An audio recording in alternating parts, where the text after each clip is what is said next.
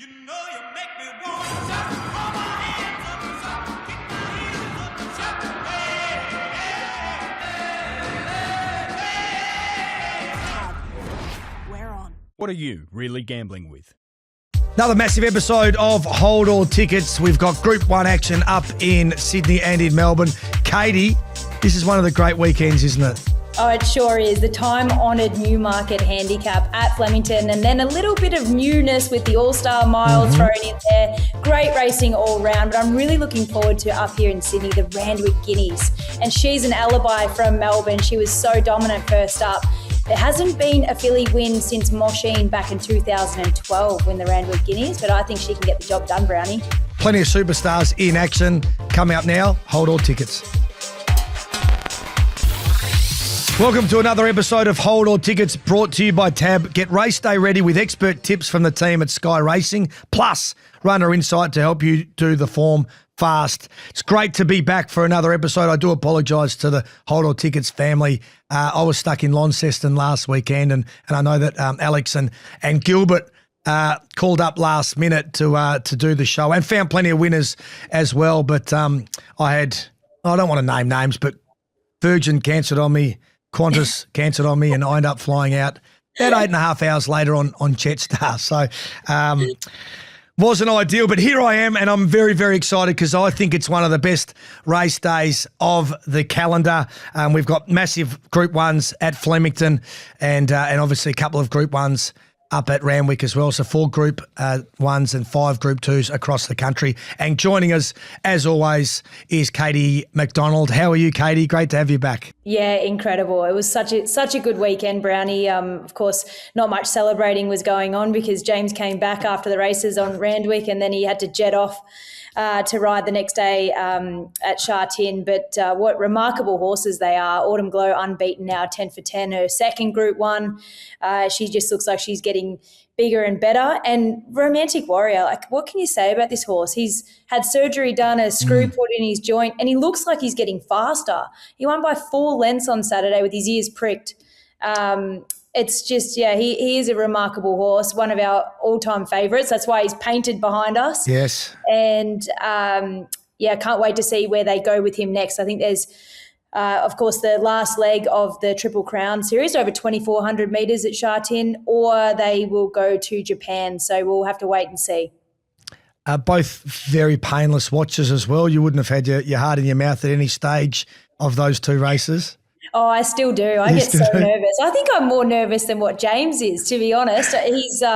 He's cool as a cucumber, but no doubt he feels the nerves. He just he obviously puts them into positive energy for his horses. But how lucky he is to be a part of horses like that are push button. I'm pretty sure you probably could win on them. Oh, no, I'm not too sure. I'd fall off the way I'm going. But before we get into Observer and Tempted and their performances on the weekend, I was doing a little bit of prep and obviously Autumn Glow 10 from 10. James has been on the back of the horse on 6 of those 10 occasions.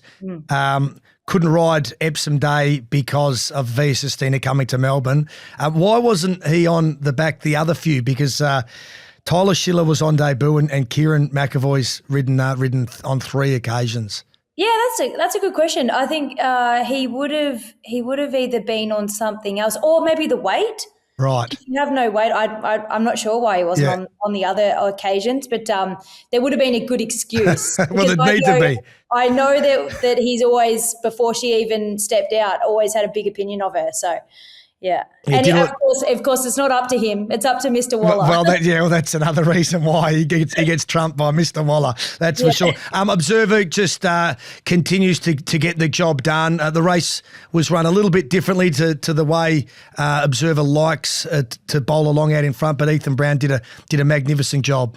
Oh, he's a top jockey, Ethan Brown. Love watching him. He's, of course, as you said, he sort of put him in the spot, put him in the box seat. And then Damien Lane on 60s, which was his biggest competitor, came across from the outside barrier and put him in the box seat and was like, right, we're gonna lock you up and I'm gonna go on and win the race. But Brownie kept his cool, kept his rhythm, just knew that it's like he knew all along that the leader was always going to roll off the fence. and straight up he went, and it was all over from there. Just love how composed he is. You don't see him panic at any stage in big Group 1s, which is awfully hard to do. So, yeah, no, it's hats off to Brownie, and he got the job done. It was a very patient ride. Well, when you are a jockey and you do play tactics a little bit there, and you try and keep the horse that you know is your main danger in the pocket, are you just hoping that you can keep the horse in there as long as possible, and the runs don't appear, and the horses in front don't sort of leave that gap up the fence? Yeah, exactly. There's a lot of jockeying that happens every day in every race. But the thing is, the jockeys that are put into that position, it's easy to panic and, sort of come back to then come around or to try and push them out. And what I loved about Brownie is just that he didn't care. He honestly was like, don't worry, I'll work this out when it comes time. And that's what he did. And as I said, it's easy to do this at Kyneton in a 0 to 58. But not in a Group 1 Australian Guineas. You do have to live and die a little bit by the sword, though, because if you do wait and you are very patient and the run or gap doesn't appear, it's race over.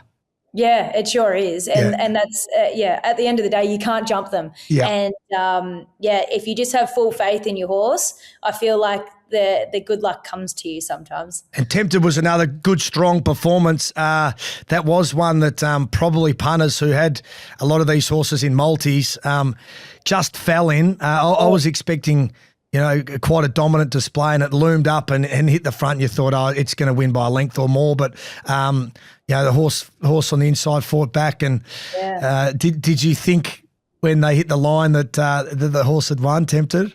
I knew that class just got her over the line, but she certainly 1,400 metres is as far as she wants it. Yeah. So I think she's definitely back to the sprint trips. Look, it opens up a lot of doors for her, winning a Group 1 over 1,400 metres, and so good for her profile. But she certainly is a sprinter, no doubt about that. But it was a good ride from Nash Rawiller on Savvy Halley in front, made her work for it. She did really well to put her nose out in the end. Yeah, didn't need another stride further. We were speaking just off the top about what a great weekend this is of racing, both in Sydney and Melbourne with the 4 Group 1s and the handful of Group 2s. Where do you think this rates, not just in the autumn but even in the racing calendar? Do you think it's one of the better race days on the program? I put my hand up and absolutely love Caulfield Guineas Day. That's sort of my favourite with so many Group 1s at Caulfield, but this is right up there, isn't it? It sure is. Well, the Newmarket Handicap, this is 153rd running of it. So it's a time-honoured race and one of the best sprint races at headquarters at Flemington. So, it's always one of my favourite races, the Newmarket. And then, of course, we've got the new All-Star Mile that complements it. So, I think it's a great day in Melbourne. And, of course, you've got the Randwick Guineas, another time-honoured race in Sydney. Well, let's jump straight into the racing for Saturday, because we're going to start with race 9, the Group 1 Newmarket, as you just touched on, and the mighty Tentaurus is favourite at $2.25 on the tab market. My Gladiola's $5.50. Double figure odds for the rest of the field. War Machine on the third line of betting at $12, as is Angel Capital. Mark Zara's back in the saddle. He rode yesterday the Caulfield Heath. His first ride was a winner for Lloyd Kennywell, so right back on the horse and into the winning circles, which was good for his confidence. He takes the reins from Damien Lane, who equipped himself magnificently, getting the Group 1 on the back of Tentaurus. How do you see this race unfolding? He'll be looking forward to getting back on this colt, Tentaurus, no doubt about that. He was lethal in the Lightning Stakes where he sat right back, and he's just so quick. We know he gets better over the 1,200 metres. I've done the speed map. Obviously, Tentaurus will be back in the field with horses like de Bergerac, and Woden's an interesting runner. So he's drawn the outside barrier. He trialled up the straight last week and looked excellent with his blinkers on. I thought he was a really good straight horse. With the speed, you've got horses like Cabalis, Peloton with no weight on his back. Barrakill with the blinkers on for the first time will be thereabouts from 3. Gallant Sun is another speedy runner. Horses like My Gladiola from 7 is going to get the perfect run and be a couple of lengths in front of Tentaurus. Now, there's a little bit of a clump around Tentaurus with horses that have drawn around him. That's Benedetta, War Machine, Stripper, and de Bergerac. They'll all be around him. So I'm tipping Mark Zara will want to try and get on the back of Benedetta. She's drawn just outside of him. So, yeah, I'd say that's what Mark Zara will try and do. In a race like this, my Gladiola's got 50.5 kilos. Whether Craig Williams rides at that weight or not, we'll touch on in a second. Tentaurus has got the 57 kilos. How much does that play a role? Well, I think it does play a role. Well, weight stops trains. Yep. They do say that in sprinting races, it probably doesn't matter as much as what it does in staying races, but it's still a lot of weight. So he's up against it with that. But gee, he just could not be any more impressive first up, and he's only going to get better from that. And the 1,200 metres just suits him perfectly. So, yeah, he's going to be really hard to beat. He's just got to have to try and get on the back of something to bring him in nicely into the race. But I think that suits him. So if he can do that with Benedetta, she'd be a perfect horse to follow because I thought she was brilliant first up in the Lightning as well. But my Gladiola will be thereabouts and he's going to have to, be at his ultimate best to get past her because she was lethal, I thought, in the Lightning. Yeah, I think at Tentaurus's best, it blows this field away. As you mentioned, unbeaten second up, 1,200 metres is great. He hit a top speed of 67.8 kilometres an hour last start. Tell the viewers just how fast that is because horses don't get that quick, do they? Yeah, that's quick. I don't think I've ridden a racehorse that's gone that quick either, really. But I tell you one thing, it'd be the best feeling. It really would be, just like driving a Maserati. Yeah, I had the radar gun down the Flemington Straight. That's what the coppers usually get me going, 67.8 kilometres an hour in a 60 zone. But, last horse that beat Tentaurus was McGaw back at Caulfield in November. The horse has been flying ever since. I've got it on top. You've got it on top.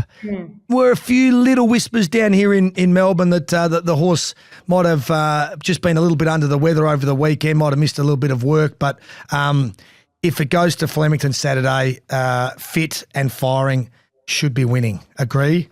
Yes, I agree. Beautiful. All-Star Mile over the 1,600. It's been an interesting race over the years. It was a novelty race that they needed to vote to get in. Now it's got the Group 1 status over the mile. And Pride of Jenny is your $3.90 favourite. Great to see her back and will be bowling along. Tom Kitten, $5.50, as is Treasure the Moment after a disappointing first-up effort at Caulfield. Steffi Magnetica's $7. Buckaroo was absolutely brilliant on return, $7.50. Antino, $12, and so is Evaporate. This has drawn all the big stars of the autumn, hasn't it?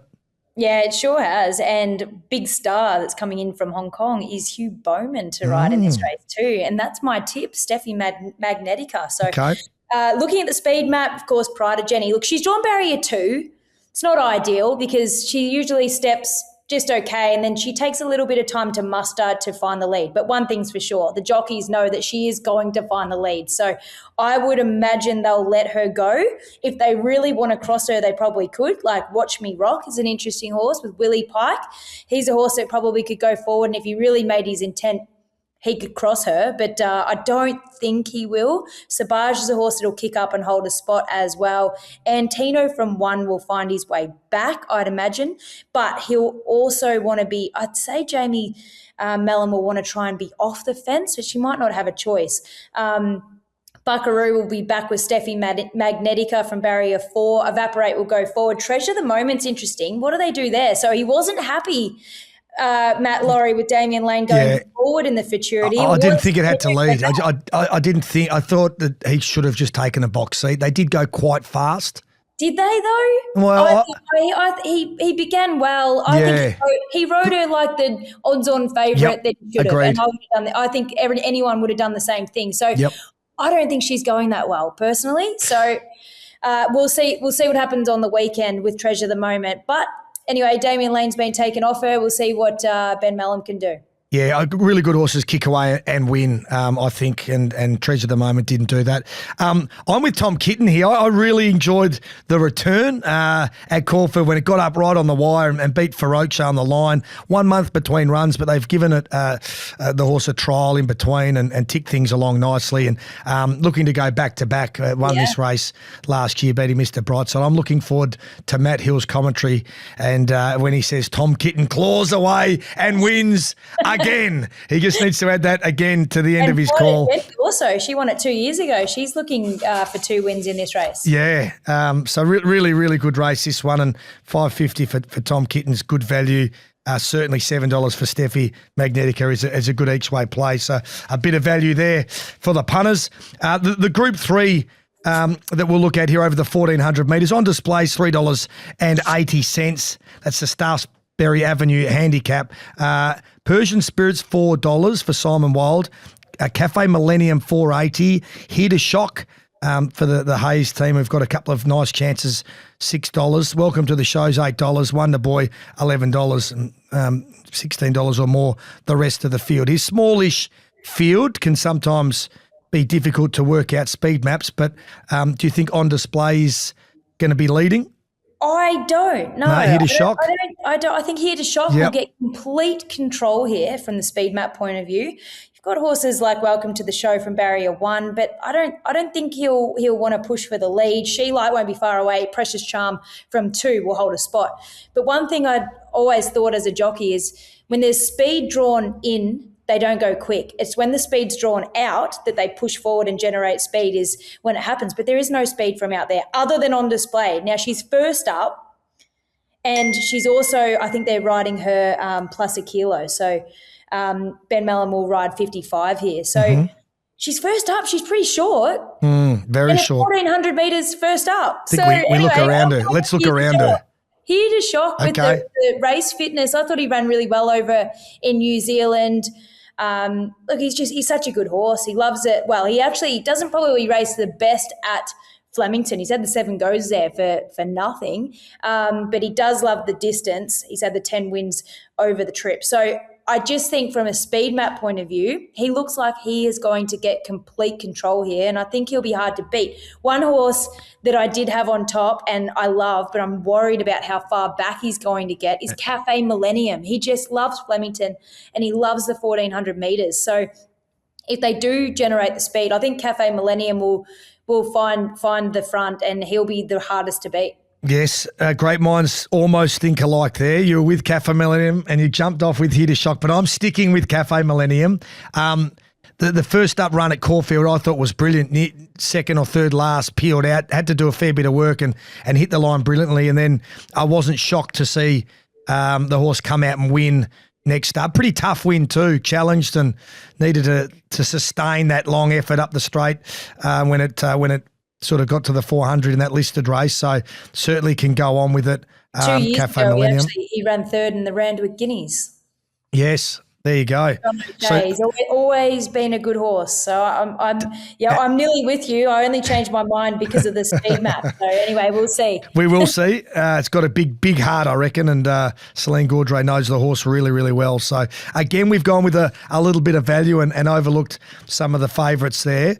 Got a question for you here. If you could own a stake in one of these 3, who are you taking? Tentaris, Observer, or Tempted right now?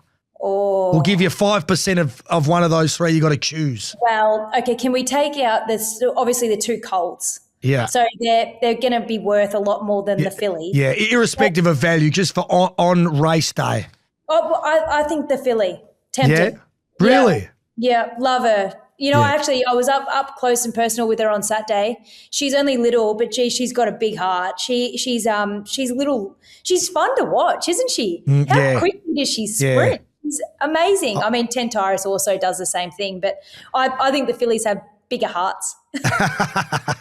You're probably right. I've fallen in love with Observer. I did in the lead up to the Derby, that race leading into at Moonee Valley when I declared it the best of I made it the best of the carnival or the century or something. It was something outrageous, and it came out and won by 5 ease down. So that was good. But I'm an Observer fan. Speaking of Observer, pretty versatile horse. This one wins over 1,400, steps up to the mile, wins, gets to 2,000 wins. It obviously won the Derby at 2,500. What do you think is his pet distance range? Yeah, I think we'll definitely know after this preparation what his best distance is. But right now, it's really hard to say because he's sprinting really quick at these 1,400 mile trips. Yeah. And he's you know what I love about him? I love how tactically versatile he is. He can be put into a spot, he can sprint off it, he can sit back, he can round them up, he can go wide, he can do it. He can do it all. Yeah. It's interesting where he goes next. So I thought maybe he'd come to Sydney to like a Rosehill Guineas sort of thing and versus the Sydney Colts, which I thought he'd be right into it up to his ears, like a Rosehill Guineas. But it does seem like maybe he's heading towards and staying in Melbourne to an Australian Cup. Yeah. So it'll be fascinating to see what they do with him. But he's a top horse, and whatever they do with him, he's going to be hard to beat. Yeah, I think anything between sort of 1,600 and 2,000 look out, going to be a hard horse to beat in the future and only getting better. You know you make me want to shout. All my hands up and shout. Kick my heels up and shout.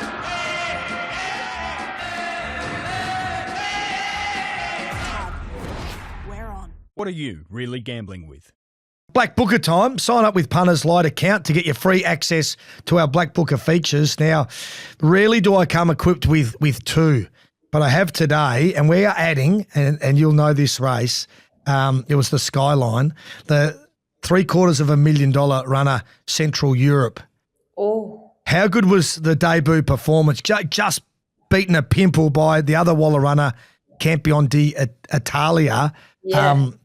And I thought that was a magnificent performance from the Waller runner. And Huge, absolutely huge. Cannot wait to see him next Yeah. week at Rosehill Gardens, and then hopefully he wins his way into a golden slipper. Yeah, he's a really special horse to do that on debut Yeah. too, and nearly get up. I can see why you like him, the Black Bookers. He'd be pretty short next week. yeah, well, that's the problem, Katie. So the only problem is that the rest of Australia saw it as well. So for my second Black Booker, Tuesday, Ararat, just off the beaten track a little bit. Yeah. And Andrew Bobbin runner in just a weak little maiden in race 2.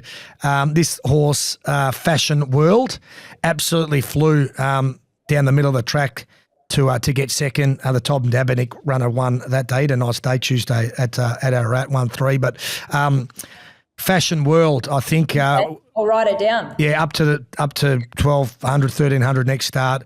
I reckon it'll be hard to beat. And for a It's hard Bobbin to runner, get back at Ararat, by the way. really, There many times. with the Bobbin runners too, if the money goes on, he's pretty sharp. He doesn't miss too often. So we're going to add Central Europe and Fashion World. I'm not going to take any out at the moment. I still have complete faith in some of the Black Bookers in there. So sign up today for your own Black Booker for free with Punters Light account. Head to punters.com.au and sign up today. And do not miss any of the Black Bookers because even I sometimes get caught up with kids and work and I miss a runner, and when it wins and you've Black Booked it, there's nothing more frustrating. Yeah, I know. I actually forgot that I had a runner yesterday at Todman and it got up. What did it pay? Syndicy, $3 something. There you go. Well, you need to sign up as well, Katie. I will. Let's go up to Randwick now because we've covered Flemington, but there's also 2 Group 1s and 3 Group 2s up there. And the first race we're going to look at is the Randwick Guineas, race number 8 over the mile. Favourite for the tab market, $2.50, is She's an Alibi, the Moody runner. Autumn Boy that James is riding is $2.90. Ninja, $5.50. It was a good return to form last start. Attica's $9.50. Decorum's $10. I think you can probably forget the rest. I'd be very surprised if Rivellino, Green Spaces, Providence or Dusty Bay beat this lot. But really interesting race, this one. And just how good was She's an Alibi at Caulfield first up? Oh, she was super, wasn't she? I've got her on top. I think she'll be hard to beat. Now, it is hard to win this race as a filly. I think Mosheen was the last one to do it back in 2012. Okay. So Luke Nolan's getting down to 54.5 kilos, which is pretty light for Trumby. The last time he did that was Pakenham Cup Day last year. So 54.5 will be quite a push, but obviously she's well worth doing it from a good barrier. She's going to get a really nice run in the race. What she did first up and that sprint, I think holds her in good stead for this race. Looking at the speed map, you've got Dusty Bay, the likely leader from barrier 1. So nothing from outside of 6 has any speed. Maybe Green Spaces is a horse that can go forward, but I don't think they will. They'll just try and take a sit with him, I think. Decorum's another speed runner. Autumn Boy, he's drawn 3, and I don't think he'll be getting far back as what we've seen him in the past. I think James will put him into a spot. Providence also will hold a spot from 2. Rivellino will be back. I think Ninja, they'll ride him quiet. He's a horse that can go forward. We saw him nearly lead and win last start. But the first go at the mile, I think he'll go back. Attica's an interesting horse. He's unbeaten over the mile. He's a horse that tends to find his way back too. So have I just confused you? I just don't think they're going to go that hard in this race. So I want to be more forward than the horses going back. So I've jumped off Ninja, jumped off Attica, even though I think they're really good milers. And I think she's an alibi for me from barrier 4. Yes, I'm in agreement. She's a star, potential superstar. What she did at Caulfield when we were talking about Ethan Brown being patient and waiting for a run, poor old Zach Spain was held up and had nowhere to go, scraped paint up the fence. It was an unbelievable. He made a run, didn't he? He made it. And then not only that, but then to just accelerate away and win by 2.3 lengths, I thought had no right to win, let alone smash the field the way that it did. So he's a bit unlucky. Zach did nothing wrong, but obviously Luke Nolan looking to get back in the good books for Peter Moody after his little indiscretion. When he did that the other night, that's something I would do if I was a jockey, and I'm not condoning it. He deserved his suspension. Sometimes. He was fired up, so he gets back on the champion. Tell you what, he'll be grumpy on Saturday riding 54.5. Can you imagine? Yeah, I reckon he'd be grumpy right now. So imagine him by Saturday. But it's a big effort for him. Who's had some weight issues to get down to 54.5, but well worth it. And we could see the only filly in the race getting the job done there. Looking for her first Group 1. The second of the Group 1, is the Canterbury Stakes. This is a fascinating race. I absolutely love this field. Jolie Star's $2.40. $4.80 for Lady Shenandoah, who's a genuine chance. Gringotts first up, $8.50. Napoleonic, who's been well beaten but sound into second both runs this preparation, $8.50. Bayvach, $9.50. And I am leaning towards Linebacker here at $10, and I'll explain in a second. But great race, this one, Katie. Yeah, it sure is. Love doing this race, the form for this. I think Bayvart will be your likely leader here from 3. Jolly Star won't be far away from 4. I think horses like Yorkshire and Napoleonic. So he's had the 1,400 metre run under his back. Now he drops back to the 1,300. I like that. I do think he's a bit of a sprinter. He's not quite up to the mile yet. So love that John O'Shea and Tom have put him in this race, and I like him. I think he'll go forward, and the young buck will be hard to beat. Gringotts, I think Lady Shenandoah was an interesting runner. So she has speed, but I don't think they'll use it. I think they'll go back from 9 with her. Linebacker will be back. I saw him yesterday too. I saw all the O'Shea horses. Did you? How's he looking? They look unbelievable. He's a beauty linebacker. He's so cheeky. You can tell why they gelded him. He's ready to rock and roll, no doubt about that. Nepotism will be back, and NCAP will be back. So look, I think it's going to be a great race, but I'm with Napoleonic. I just think I love the 1,400 back to the 1,300. He's rock hard fit, and he deserves to get a win. He's been running out of his skin. Yeah, he really has. Johnny O'Shea's got a couple of genuine chances. Yeah, Linebacker's pretty good first up, and just a tough, reliable horse. I thought $10 was massive overs for this horse. I thought maybe sort of $6.50, $7 would be the right price. So I do think Jolie Star is absolutely the horse to beat here, and maybe if you want to be conservative, you could play a same race multi, Jolie Star to win and line back at top 3 or top 4. But yeah, I couldn't let this horse go around first up and not have something kind of at that price. So yeah, no, I agree. It's going to be a really good race, I think. Look, as you said, Jolie Star is going to be hard to beat. She's a 5-year-old now. Yeah. They've worked her out. She's drawn well. James has options on her. She puts herself in a spot, and she certainly will be hard to beat. And of course, don't forget Lady Shenandoah. She is a really, really good horse, this one. So if she gets back and they do happen to go hard out in front, which to be fair, Bayvark, there's nothing wrong with Bayvark. Yeah. He's had a good toughen up run at Lightning. He was beaten 6 lengths on that, but I think back around a bend, back to Sydney, second up, he could pinch this. yeah, if the O'Shea Charlton team can quenelle the race in any order, we'll be happy. Oh, definitely. We love John and Tom. Race 7's the Challenge Stakes, the Group 2 over the 1,000 metres. This is just genuine speed here. Giga Kick second up on Saturday, $2.50 favourite and deserving so for Tab. Raging Force, $4. Mahuna's $7.50. Generosity for Chris Waller's $8.50. Marzu, very consistent animal, $10. Skybird, $12, as is the Black Cloud. In Flight, $21. And Monte Supreme, $61, the rank outsider in the field. You and I align here, and it isn't with the favourite Giga Kick. No, we're with Raging Force, and his trials have had a wing on every foot. Yep. He looks so good. He looks like he's come back so much stronger, a lot sharper. He's had 8 starts for 4 wins and 1 second. He's so honest, so consistent. He only knows how to win one way. He's drawn 2. He begins, he'll lob right there. I'd say he'll take it up. If he doesn't lead, he'll let Marzu go and he'll sit outside him. In Flight, will hold a spot. Mahuna, I think, from out there will push on. Giga Kick won't be far away. Giga Kick and Generosity will actually get a really nice run in the race if they go along. Raging Force only knows one way, really. Yeah, he doesn't want handlebars to build down. up. So I think that they will. So Giga Kick will get his chance to show what he's really got. He's had that toughen up run in the Lightning Stakes, and Generosity, well, she is a good horse. We just really want to see it this preparation. Sort of saw glimpses of it last prep where she ran in the shorts behind Jolie Star and she was finishing off really strongly, but we need to see her win, I think.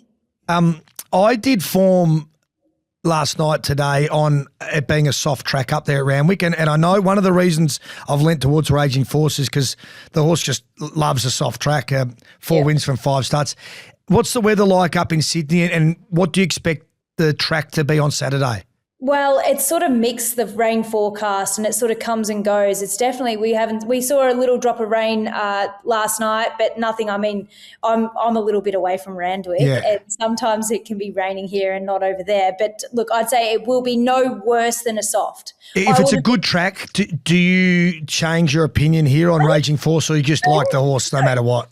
No, I like him no matter what. I like him on top of the track as well. You know, he ran second to 10 Tyrus, just beaten on a good score. That's the day 10 Tyrus absolutely got off the canvas at Caulfield, wasn't it? Yeah, it's good form. So look, he's a good horse, and Peter Snowden's such a good trainer. Tommy Berry knows him well. So yeah, no, I like him no matter what the track is. All right, rain, hail or shine, we are with Raging Force there in Sydney. Another Group 2 is the Todman. Paradoxium is your $3 favourite, the Bjorn Baker runner. It's oh so impressive. Stretton Ruler decimated the field last start.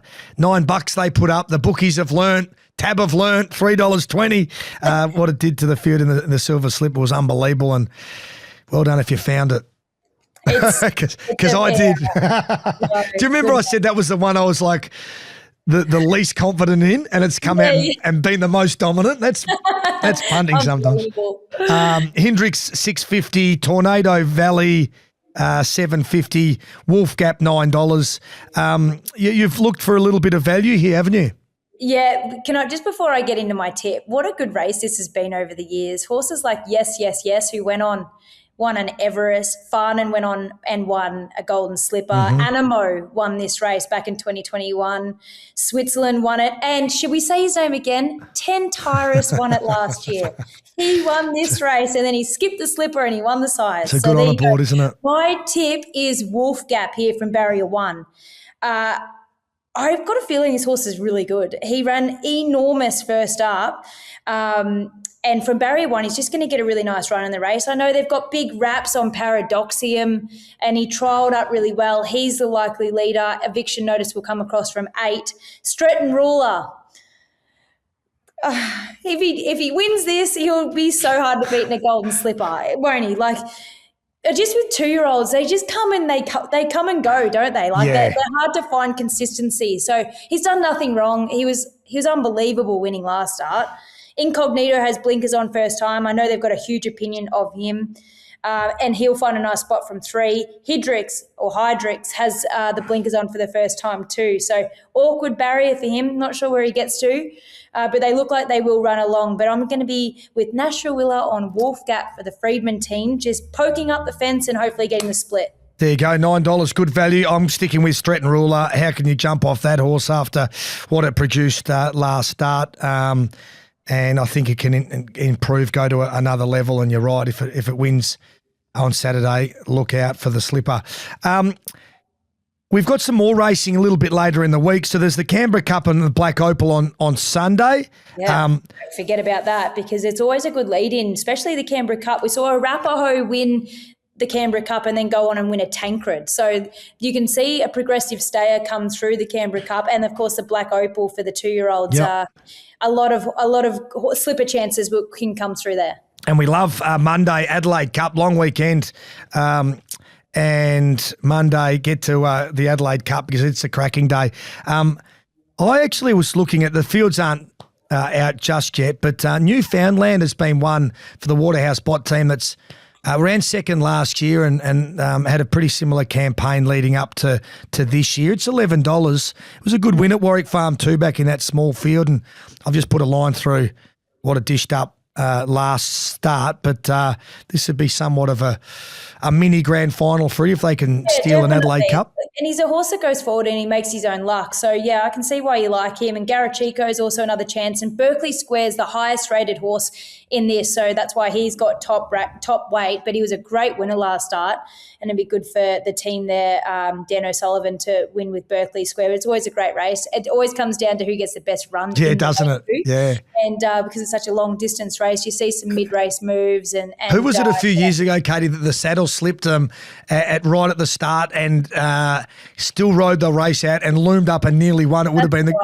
was it Zach Spain? Yeah, I think it was. Would have been one of the greatest moments in racing history. Yeah, he was brave to keep on riding with the saddle slipping. And very sore for a few days. Don't worry about that. Yeah. Hopefully the saddles don't slip again. Best of the weekend, Tom, the $100 play. What are you doing? Because you went quite conservative last time with a place multi, which did land. It got up. So well done, because my best bet lost. You're going to tip winners, so that's what I'm going to do again. Exactly, fire away. $100 place multi, all to place, remember. So I've got She's an Alibi in the Randwick Guineas, All-Star Mile Steffi Magnetica, and Tyrus in the Newmarket. Yes, you're probably only going to get odds on, but that's okay. Yeah. As long as they win, right? What are you going to go? I'm with Randwick, race 5, number 3, Beedman, the Peter Snowden runner that's first up. Really like this horse. It's open up favourite, 250, and probably rightfully so. It's trialled up enormous leading into Saturday's race, and it's got the best jockey in the world on board. Do you know who it is? The last time I tipped him, he lost. So yeah, I'm not tipping him right. anymore. J-Mac rides. So it's a smallish field, and I really have a lot of time for Beedman, so I'm just going to have my whole $100 play on it. And do you know what else starts tonight, Katie? The footy. Massive game up in Sydney between the Blues and the Sydney Swans. There go the Swannies, and don't forget the Storm play the Eels as well. So if you love your footy, I'm sure everyone is thrilled to have the footy back. Exactly. I watched the game, the two NRL games in Vegas last weekend. I was very jealous knowing what people get up to in Vegas. I need a 19th trip over there, I think, for the NRL season. Unfortunately, you'll probably be in Launceston. Yeah, instead I was in Lonnie. Yeah, where am I going? But Essendon don't play this weekend, which is good. It allows you not to be too stressed. Another week to regroup, just to prepare for our season. Plenty of rain too about up in Queensland. I think the Gold Coast Suns beat the Cats in a couple of days' time, no matter what the weather is. So thanks very much for joining us again. Great previews, great speed maps from you, and hopefully we can find plenty of winners. That's another episode of Hold All Tickets, brought to you by Tab. Follow the Hold All Tickets page on Bets Friends to copy all our tips for the weekend and plenty more. Good luck, punters. Enjoy the weekend.